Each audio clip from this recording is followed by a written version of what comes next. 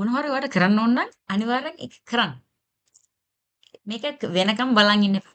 Energy කියන එක ගන්න ඕනේ. දැන් අපිට සමහරලාට දුක හිතෙනවා, කම්මැලි වෙනවා, තනියම ඉන්නේ කියලා හිතෙනවා. ඔය වගේ අමුතු ප්‍රශ්න එනවා නේද? අපි දැන් මෙහෙම ප්‍රශ්න එනකොට අපි හිතනවා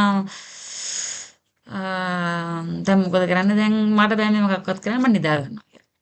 මේ වගේ තමයි අපේ සාමාන්‍ය ජීවිතේ අපිට ඔබ එකපාරට පල්ලෙහාට යනකොට ඩවුන් වෙනකොට හිතට ගන්න මාර ධෛර්යයක් නෑ මේක මම කරනවා කියලා. කොහොම හරි කරනවා කියලා. එකක් නෙමෙයි කරන්න දෙන හැම එකම කරනවා කියලා ගන්න. ධෛර්යය උපරිමයටම ගන්න. අරගෙන කරන්න.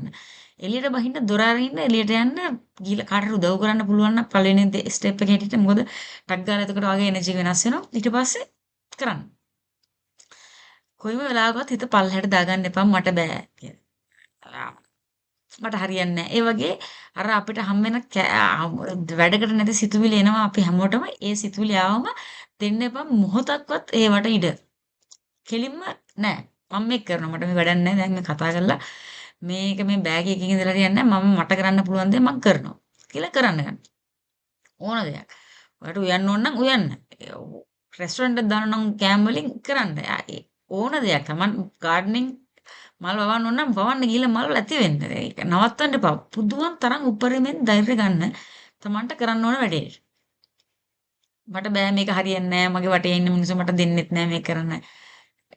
අර කම්මැලිකම එනකොට ධෛර්යවන්තකම නැති වෙනකොට ගන්න උපරිම ධෛර්යයක් ඇඟට කොහෙන් එනවද කියලා ඔයා දන්නේ නැහැ. හැබැයි අරගෙන කරන්න.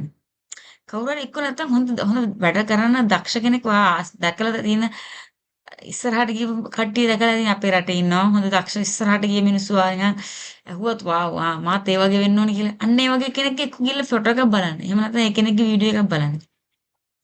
ගන්න උපරිම ධෛර්යය අරගෙන කරන්න තියෙන හැමදේම අර වගේ දුක අර වගේ දුක සහගත නිකන් පල්ලෙහාට තමන්ව පල්ලෙහාට අදින්න සිතුවිලි ආවම කොහොම හරි කඩා ගන්න. මේකට ඉඩ දෙන්න එපා. ඕකට ඉඩ දුන්නොත් මුළු ජීවිතේම ඕකට ඉඩ දෙන්න වෙනවා. ඉතින් ඊට වඩා හොඳයි කොහොම හරි ඉඩ නොදී වැඩේ කරගන්න එක නේද? අපිට වෙලාව අනාස්ති කරන්න බෑ. හැම කෙනෙක්ටම කිසිම වෙලාවක පොසිටිව් විදිහටම ඉන්න බෑ.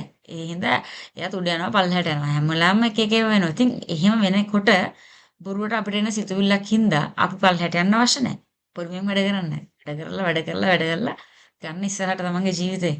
ඒකට සතුටින් ඉන්න පුළුවන් තව දවසක කවදා හරි තවත් කවුරු කෙනෙක් ඔයාව බලලා හැදෙනවා. ඉතින් ඒ ගැන හිතලා වැඩ කරන්න. All the best.